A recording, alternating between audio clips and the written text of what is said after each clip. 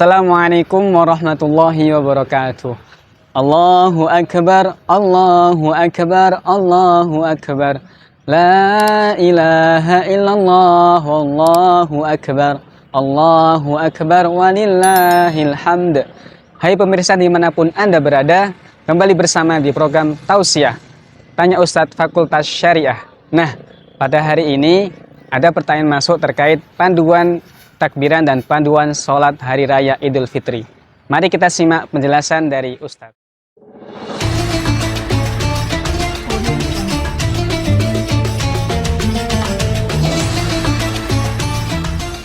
Assalamualaikum warahmatullahi wabarakatuh. Bismillah, alhamdulillahi wa kafa, wassalatu wassalamu ala rasulillah Sayyidina Muhammadinil Mustafa wa ala alihi wa ashabihi ahlil wafa, amma ba'd. Yang sangat kami cintai pemirsa Tausiah Tanya Ustadz Ustadzah Fakultas Syariah UIN Raden Mas Said Surakarta, dimanapun Anda berada, yang semoga selalu mendapatkan ridho, mendapatkan perlindungan, kasih sayang dari Allah Subhanahu wa Ta'ala. Alhamdulillah, kita sekarang sudah memasuki bulan Ramadan di hari-hari akhir, dan ini nikmat dari Allah yang luar biasa yang tentu patut kita syukuri. Puasa Ramadan yang telah kita lakukan dan hampir selesai kita lakukan ini, mudah-mudahan diterima oleh Allah Subhanahu wa Ta'ala dan kita diberikan kekuatan lahir dan batin untuk menyelesaikan dan menyempurnakannya. Para pemirsa Tausiah yang sangat saya hormati, dengan berakhirnya bulan Ramadan itu nanti, maka kita umat muslim akan menutup bulan Ramadan ini nanti dengan beberapa hal. Beberapa hal yang terkait dengan itu antara lain adalah membayar zakatul fitri atau zakat fitrah, yang kemudian ada kesunahan membaca takbir sampai kemudian melaksanakan sholat Idul Fitri pada tanggal 1 Syawal tahun 1444 Hijriah ini. Nah, kali ini saya akan menyampaikan beberapa panduan terkait dengan bagaimana takbir dan sholat Idul Fitri itu sendiri dilakukan. Ini takbir dan sholat Idul Fitri merupakan syariat yang berkesinambungan, disyariatkan di dalam agama Islam ini sebagai ketersambungan dari selesainya bulan Ramadan dan selesainya kewajiban melaksanakan ibadah puasa di bulan Ramadan. Saya akan mulai dari sholat Idul Fitri terlebih dahulu. Sholat Idul Fitri ini dilaksanakan pada tanggal 1 Syawal, bahwa penentuan 1 Syawalnya kita akan mengikuti apa yang menjadi ketetapan, terutama yang ditetapkan oleh pemerintah kita dengan berdasarkan beberapa pertimbangan dan beberapa perhitungan yang dilakukan oleh para ahli. Idul Fitri itu terdiri dari dua kata, Aid dan Al-Fitri.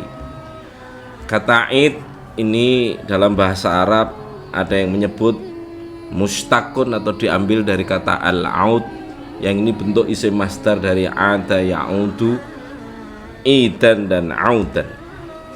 Nah, penyebutan Idul Fitri ini disebut dengan Aid pertama bahwa ini adalah hari raya. Hari raya dari sekian hari raya yang disyariatkan di dalam agama Islam. Nah, maknanya sendiri kata Aid sama dengan kata aud tadi yang artinya kembali. Ada dua makna. Yang pertama, Idul Fitri kembali ke fitri dalam pengertian kita kembali ke fitrah, sebagaimana Allah menciptakan manusia pada awalnya sejak lahir. Fitrah berbagai macam hal, salah satunya adalah memiliki potensi kebaikan untuk mengikuti apa yang diperintahkan oleh Allah Subhanahu wa Ta'ala dan meninggalkan larangan-larangannya. Sementara di berikutnya ini juga karena berulang-ulang setiap tahun Idul Fitri ini akan datang. Maka ini kemudian disebut dengan Idul Fitri. Idul Fitri hampir sama seperti sholat Idul Adha, disyariatkan oleh Allah Subhanahu wa Ta'ala sejak tahun kedua Hijriyah. Setelah Nabi hijrah ke Madinah 2 tahun, dan ini menjadi syariatnya. Dan tercatat Rasulullah semenjak mendapatkan perintah untuk melaksanakan sholat Idul Fitri ini sampai beliau wafat, beliau tidak pernah meninggalkannya, yang artinya ini menjadi kesunahan yang begitu kuat dianjurkan. Ada beberapa hal yang menjelaskan tentang ini. Memang salah satu, kalau di dalam Al-Quran ada penyebutan fasholli li rabbika wanhar, maka sholatlah, memohon kepada Tuhanmu dan menyembelihlah. Walaupun ini adalah perintah sholat Idul Adha. Nah, kemudian nanti beberapa rincian yang lain ada di dalam hadis Rasulullah Shallallahu Alaihi Wasallam. Misalnya salah satu riwayat di dalam Sahih Bukhari maupun Sahih Muslim dari Abu Sa'id Al-Khudri, kana Rasulullah Shallallahu Alaihi Wasallam yakhruju yaumal fitri wal adha ilal musalla. Pada hari fitri, Idul Fitri dan Idul Adha, Rasulullah keluar menuju ke tempat sholat untuk melaksanakan sholat. Dan kemudian yang mengikuti berikutnya nanti, ini kesunahan yang sangat dianjurkan atau disebut dengan sunnah muakkadah, dan dilaksanakan secara berjamaah dan tidak sendiri-sendiri berdasarkan hadis Rasulullah dari Abu Sa'id Al-Khudri secara lengkapnya tadi. Nah, siapa saja yang kemudian disunahkan untuk melaksanakan sholat Idul Fitri? Nah, menurut penjelasan Rasulullah, sebagaimana kemudian juga dijelaskan oleh para ulama fikih berdasarkan ini, maka yang diminta untuk melaksanakan sholat Idul Fitri itu semua orang muslim, baik kecil maupun besar, baik perempuan maupun laki-laki, baik tua maupun muda. Bahkan ada salah satu penjelasan di dalam Sahih Bukhari dan Sahih Muslim dari Ummu Atiyah Al-Ansari, kunna nu'mar an nakhruja yaumal aid,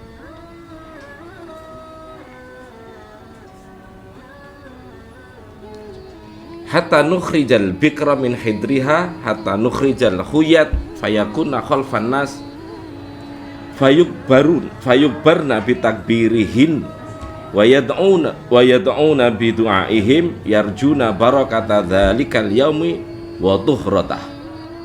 Wa fi riwayatin qalat imra'atun ya Rasulullah ihdaha laisa laha jilbab, qala litul bisha sahibatuha min jilbabiha. Ini artinya bahkan perempuan yang sedang dalam kondisi haid atau berhalang untuk tidak boleh melaksanakan sholat juga diminta oleh Rasulullah untuk keluar mengikuti sholat Idul Fitri meskipun tidak ikut sholatnya, berada di barisan belakang, yang artinya di barisan di luar tempat melaksanakan sholat itu. Anak kecil juga demikian. Nah, maka kesunahannya ini menjadi kesunahan semuanya. Oke, kemudian yang berikutnya adalah bahwa di dalam sholat Idul Fitri dan sholat Idul Adha ini tidak ada adzan, tidak ada iqamah, panggilan untuk melaksanakan itu cukup dengan panggilan as-sholatu jami'ah, atau sholat kemudian dilaksanakan secara berjamaah.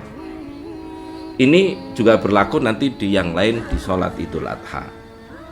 Nah, berkenaan dengan yang lain lagi adalah kapan waktunya pelaksanaan sholat Idul Fitri. Maka dijelaskan menurut hadis Rasulullah SAW, yabtadi'u waktuha bitulu' syamsi wa yastamiru ila zawaliha.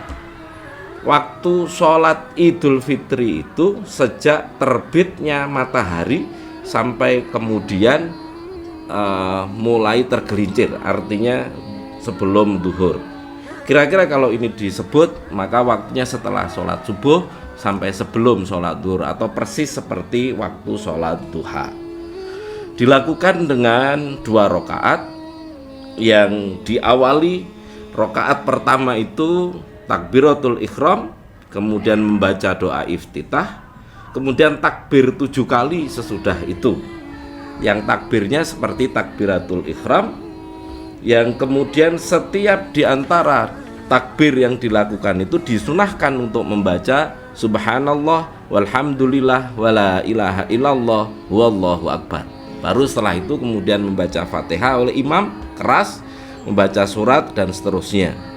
Kemudian rakaat kedua setelah takbir berdiri, kemudian takbir sebanyak 5 kali, baru kemudian membaca Fatihah, membaca surat dan seterusnya sampai sholat selesai. Nah, kemudian setelah itu dilanjutkan kesunahannya dengan membaca khutbah.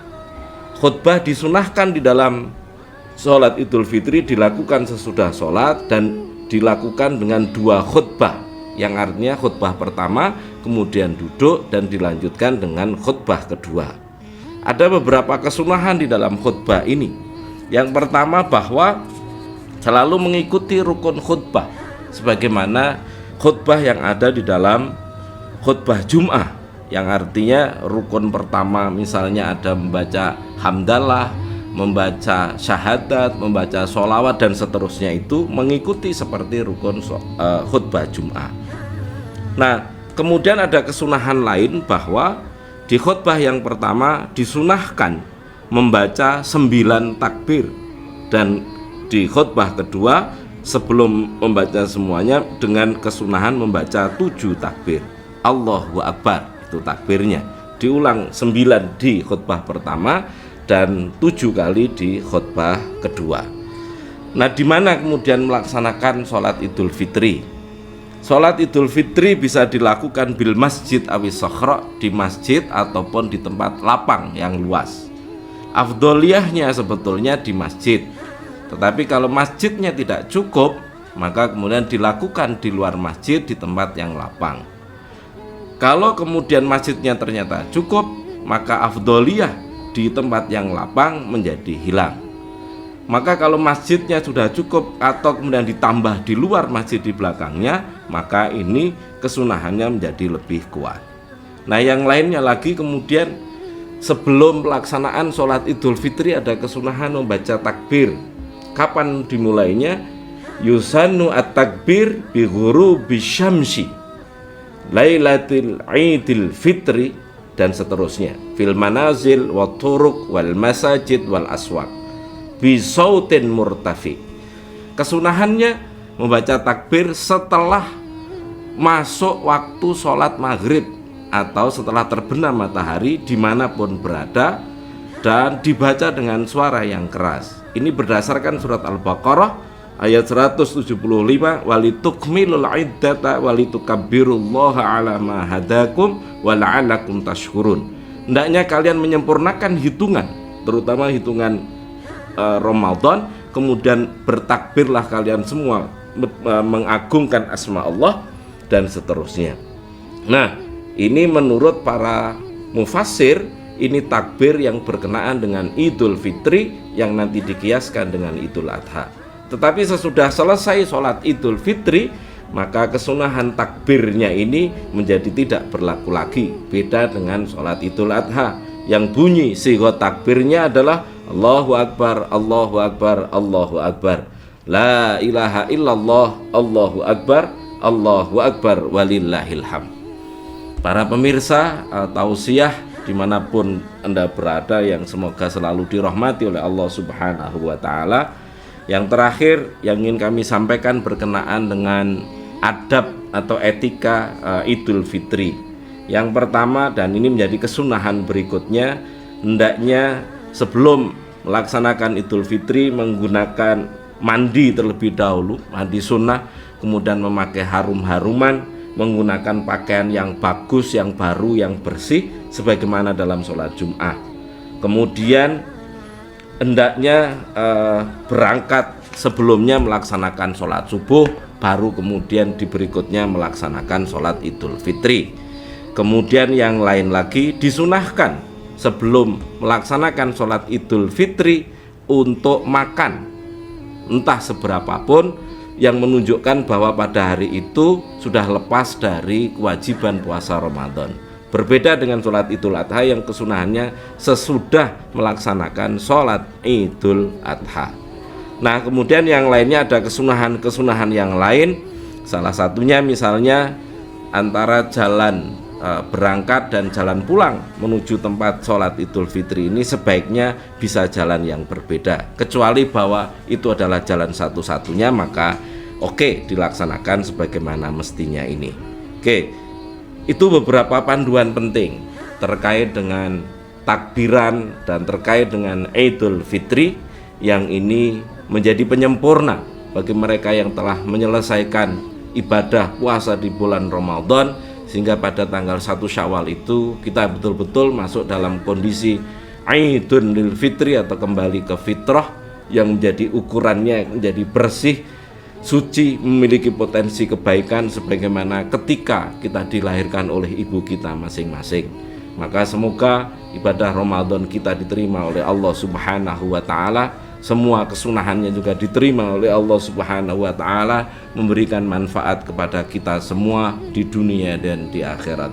Para pemirsa, saya kira itu beberapa hal terkait dengan panduan takbiran dan sholat Idul Fitri. Mudah-mudahan ada manfaatnya bagi kita semua di dunia dan di akhirat. Kita akhiri, wa taufiqi illa billah, alaihi tawakkaltu wa ilaihi unib. Assalamualaikum warahmatullahi wabarakatuh.